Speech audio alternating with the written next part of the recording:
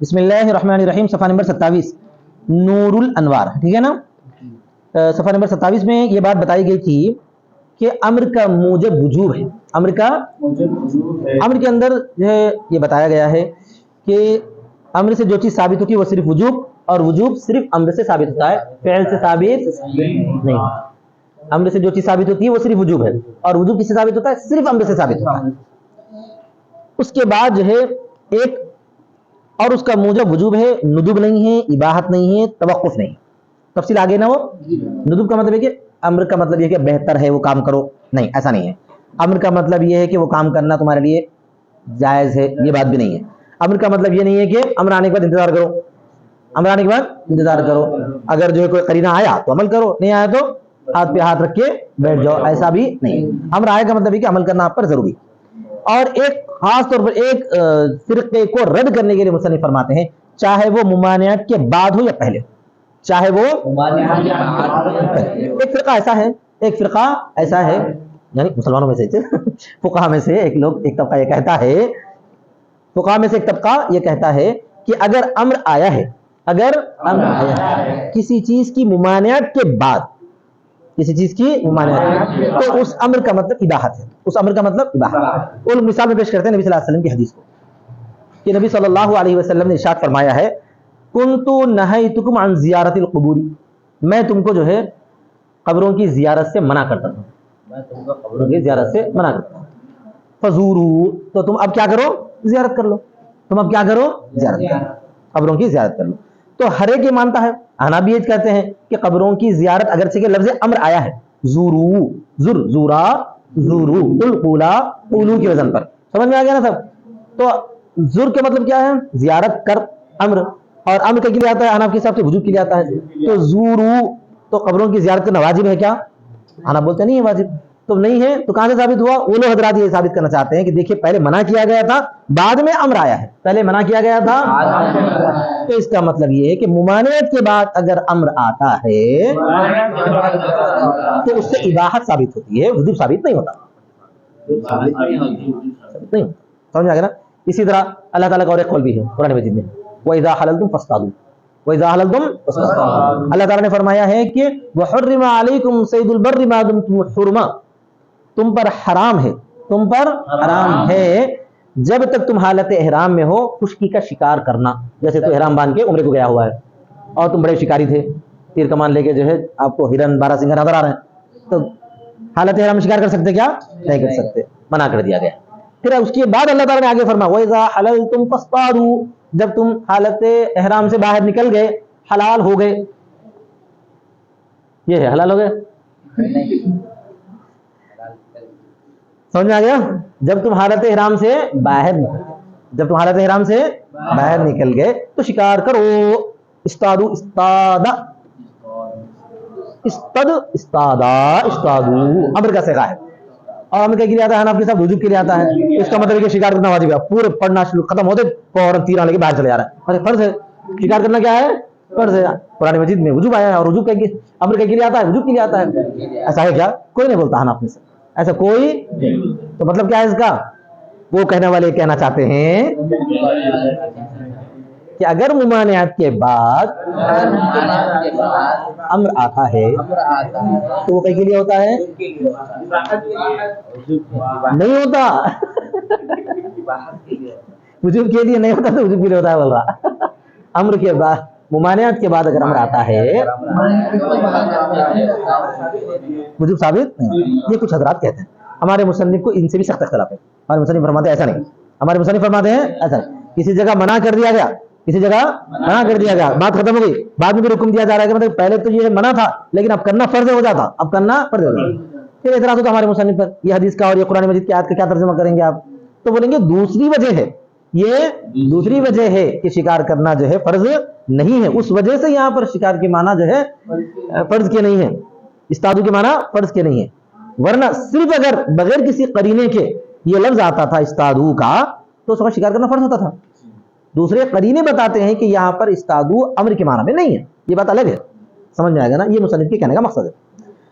سواء کان بعد الحظر او قبلہ، برابر ہے کہ وہ ممانعت کے بعد ہو یا اس سے پہلے ہو، برابر ہے کہ وہ ممانعت کے بعد ہو یا یعنی امر چاہے ممانعت کے بعد ہے. حضر مانے ممانعت، حضر مانے ممانعت، ممانعت سے پہلے ہو یا اس کے بعد. یہ متعلق ہے اس کے قول وموجبہ الوجوب سے. مصنف کا جو قول ہے نا وموجبہ الوجوب، تو اس سے یہ متعلق ہے. ورد علی من قال، اور رد ہے اس شخص پر جس نے کہا، رد ہے اس شخص پر کہ ان الامر بعد الحظر للاباحہ. کہنے والے کیا تھے؟ یہ تھے کہ بے شک امر ممانعت کے بعد اباحت کے لیے، امر اس چیز سے روکا گیا ہے، بعد میں اجازت وہ کرو کہا گیا ہے، تو اس کا مطلب ہوتا ہے اجازت. بعض لوگوں نے یہ کہا. وقبلہ للوجوب، اور اس سے پہلے وجوب کے لیے علی حسب ما یقتضیہ العقل، اس حساب سے جس کا تقاضا عقل اور عادت کرتی ہے، جیسا کہ اللہ تعالیٰ کا قول ہے وَإِذَا حَلَلْتُمْ فَاصْطَادُوا، اور جو تم حلال ہو گئے تو شکار کرو. تو دلیل میں لیتے ہیں وہ ماشاءاللہ اچھی دلیل ہے، لیکن ہم کیا کہتے ہیں بھائی وَنَحْنُ نَقُولُ، ہم کہتے ہیں ان الوجوب بعد الحظر ایضا مستعمل فی القرآن، کہ بے شک وجوب ممانعت کے بعد بھی قرآن مجید میں مستعمل ہے، قرآن مجید میں مستعمل ہے، جیسے کہ اللہ تعالیٰ کا قول ہے فَإِذَا انْسَلَخَ الْأَشْهُرُ الْحُرُمُ فَاقْتُلُوا الْمُشْرِكِينَ، جب اشہر حرام گزر جائیں، حرمت والے مہینے جب گزر جائیں تو مشرکین کو کیا کرو؟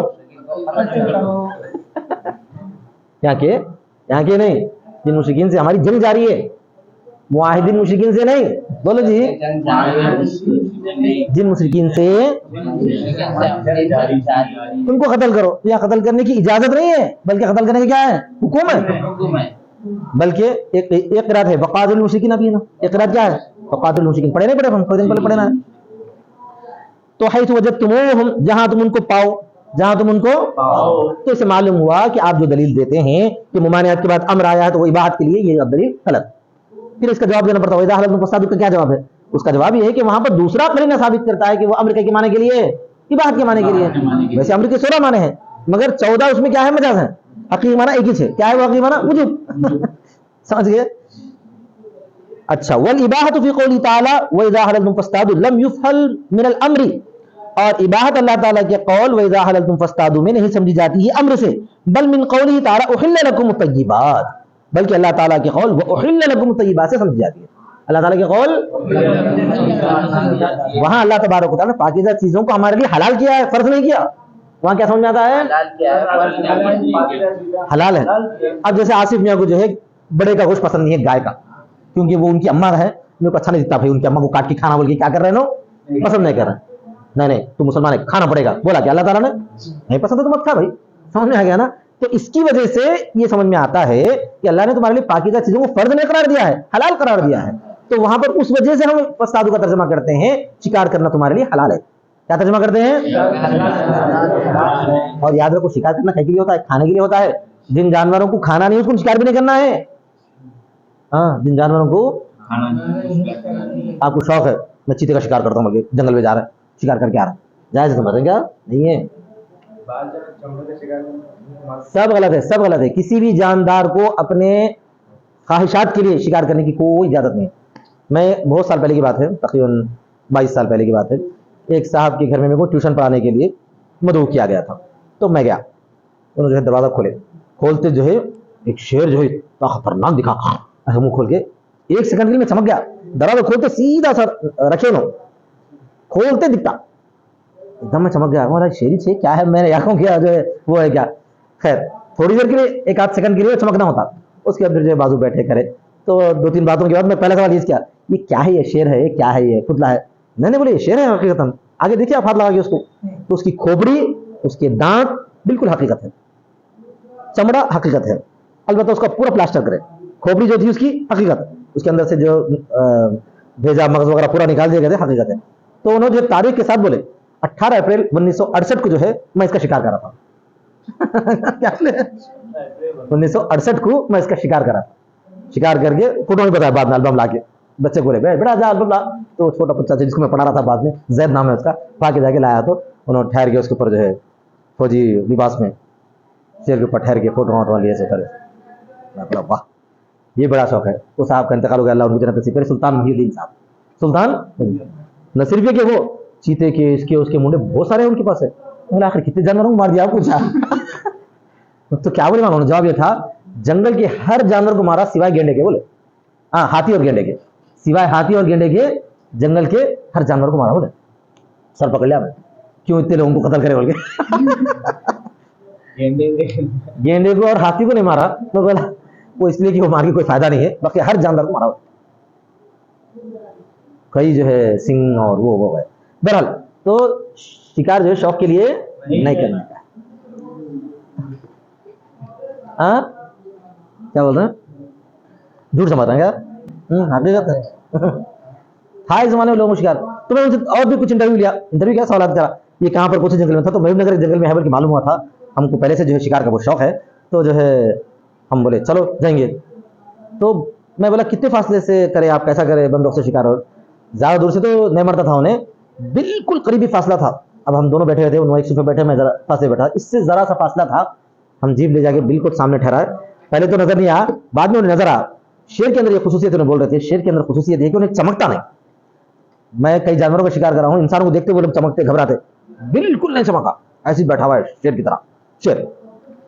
तो मैं भी जो है पूरी हिम्मत के साथ निशान लगा के सीधा उसकी पेशानी पे मारा हूँ।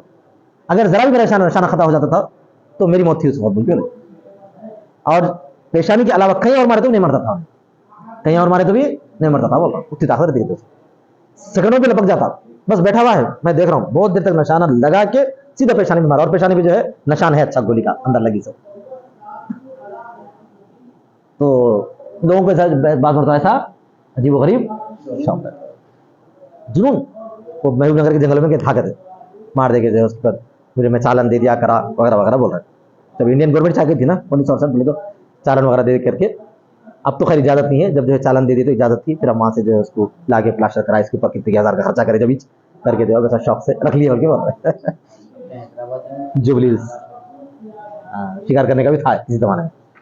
बहरहाल हैदराबाद में और एक शिकारी भी हैं कोई, उनको जो है थोड़े दिन पहले छत्तीसगढ़ के जंगलात में कहीं शेर जो है आके बहुत सतारा कर रहा, परेशान कर रहा लोगों को, बोले तो उनको ले जाया गया, उन्होंने शिकार करे उसका, रात के टाइम पे अकेले 3-4 दिन रह के ढूंढ के तलाश करके शिकार करके आए। हाँ देखिए, वनहनु नक़ूल, हम कहते हैं, वलिबाहतु फी क़ौली तआला व इज़ा हलल्तुम फस्तादू लम बिफरमिल अमरी, अल्लाह ताला के कौल व इज़ा हलल्तुम फस्तादू में मुबाह होना अम्र से समझ में नहीं आता, बल मिन क़ौलिही तआला उहिल्ला लकुम तय्यिबात, बल्कि अल्लाह ताला के कौल उहिल्ला लकुम तय्यिबात समझ में आता है।